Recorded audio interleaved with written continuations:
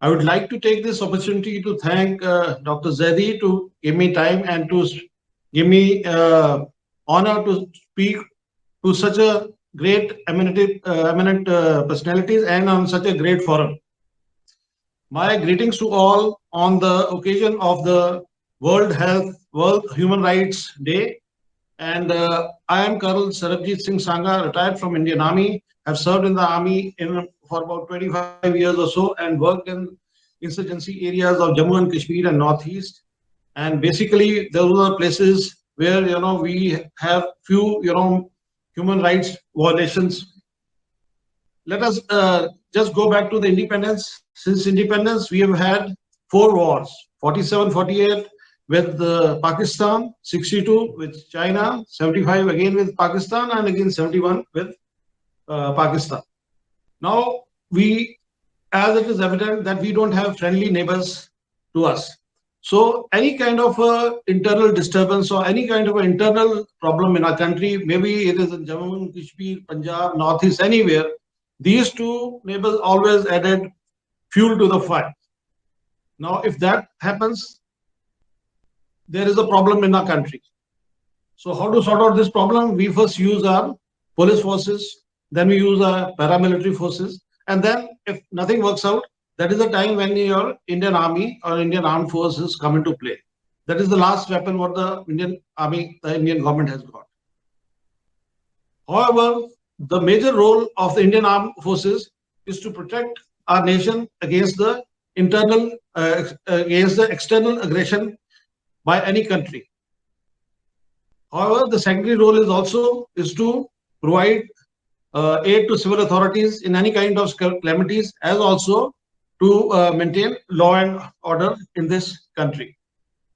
Now, uh, moving from north and south and east to west of a country, we have a very kind of a difficult terrain, especially in jungles and mountains. It is very difficult to chase the insurgents or militants, and to keep the militancy alive, it requires one hand grenade thrown in a market, and for that you would find thousands of our security forces are on the job. So when this thing happened in the 1993, with the increasing deployment of army in counter-insurgency operations, uh, there were cases of alleged violence of human rights which were on the increase. There was alleged, I am saying, the alleged violation of human rights. There were international and national media were giving a lot of coverage to such reports, which in most cases were biased and false. Western world, in association with IMF, World Bank, had also attempted to link economic assistance to human rights issue. So during the 90s, no parliament session was complete without the honorable ministers of parliament raising questions on the state of human rights with particular reference to Jammu and Kashmir, Northeast regions. So with this background, the army decided to make a human rights cell. The human rights cell was established at the army headquarters in 93. With this clear role of the human rights cell is to monitor, analyze, respond to alleged human rights violations, oblique excesses by the army personnel. Now, this organization was at the army headquarters level. Similar organizations have been made in the command headquarters, your corps headquarters, and the divisional headquarters, which are equally,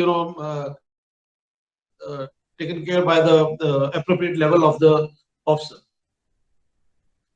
Now, Charter of the Duties of Human Rights cells on receipt of allegation or report on human rights violation, the HRC cell will seek factual details from its lower headquarters. Let's say if the case of violation is received at the army headquarters level, then down the chain they will seek what is the complete report on that. Having gone through that, they will check all the papers, they will check all the reports, and having seen that, they will interact with the other agencies like NHRC, MHA, BDR, and other reports published by various human rights organizations, as also suo motu cognizance by the army.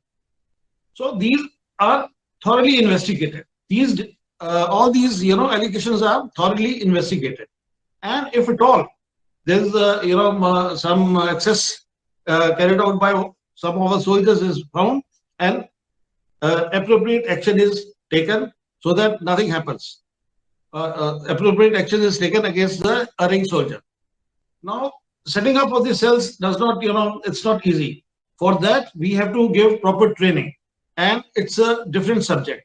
And some of the important subjects when we, give human rights training, it's that, we tell what are the human rights during war and peace, what are the rights of the prisoners, fundamental rights of the Constitution, and so on.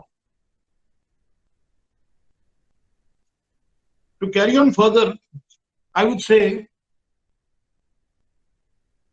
a country which is, which has got various type of terrains and various type of insurgencies and militancy. India is the only country where we've been able to manage these insurgencies to a great effect. I would recall that when we got independence, slowly and slowly the insurgencies started coming up in India, and we had more than 30 to 40 insurgents groups, active in all over the country. Slowly and slowly, we have sorted out this problem, and a very few misguided youth are there who are still doing this. And also, as I earlier mentioned, because of our two friendly neighbors, which always add fuel to the fire, and be rest assured, all listeners, we are very careful while operating in such insurgent environment. We are, in fact, we are working with not even one hand tied behind us; it is both the hands tied behind us. There are specific do's and don'ts issued from time to time by the various headquarters. There are strict actions, are to be taken in case there is any kind of violation of such do's and don'ts. Again, at the end, I would always say that we are working in a very tight environment wherever the insurgencies are there. It is an effort to ensure that we do not hurt any civilian or hurt any person who are not connected with the insurgency. Yes, sometimes it does happen. I mean, we cannot ensure 100% there won't be any collateral damage. So in that case, we have a proper system which is in our army. This code of inquiry is done, and if at all there is any excesses done by the soldiers, action is taken. With this, I thank you all, and great listening to everybody of you. Thank you so much.